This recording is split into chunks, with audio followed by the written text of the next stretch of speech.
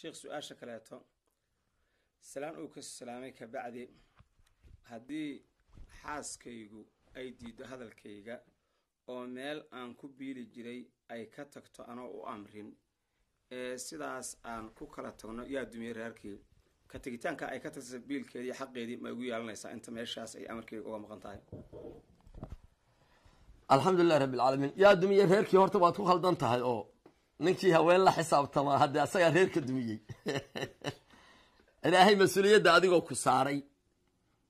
gabadha idaaca lagu leeyahay laakiin ninka yaa mas'uuliyadda ilaahay saaray asaga la rabaa masaalixda inuu sameeyo inuu hadba gabadhii iyo qoysku soo ku badbaadi lahaa asagu sameeyaa la rabaa reer sidiisa gabadhu inay qaloocato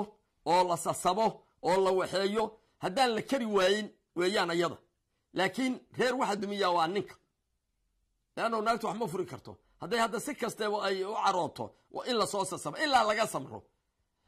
arrinta marka reerkii yaa dumiya waa arrintaas waa ma ahan reerka mas'uul adiga ka ah ilaahay adow ku dhibay arrijaalu qawwaamuuna cala nisaa haweenku sideedaba ninkay ku tahay laba waa lamaano adigay lamaan kugu tahay wax kasto qalooco ku yimaadana waa inaad adigu u dul qaadato ama meesha adigu aad dajisay haday xaaskii ka guurto amarkaaga la'aantii ka guurto ay ka diido caasiyad bay noqonaysaa ilaa idaacadii ay u soo noqoto masaariif yeelan mayso waa jaanibka masaariifta taas xuquuqdii masaariifta way waayaysaa haddii meeshii aad dejiso ay ka tagto adigoo masaariifta adigu siin haya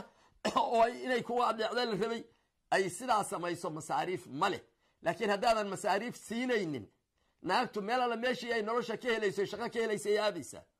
xaq bay u leedahay meeshii ay nolol ka helayso inay aado haddaadan masaariif siinayn markaad masaariifti siinayso meesha aad ku og tahay ee aad dejisay kama tagi karto jaanibkaas waa xagga masaariifta xagga laakiin masaalixda qoyska adiga la rabaa inaad masaalixda samayso oo aad gabadhii si walba masaalixda qoyska u samayso adigu aad reerkii dumin sidaas weeye wallahu a'lam.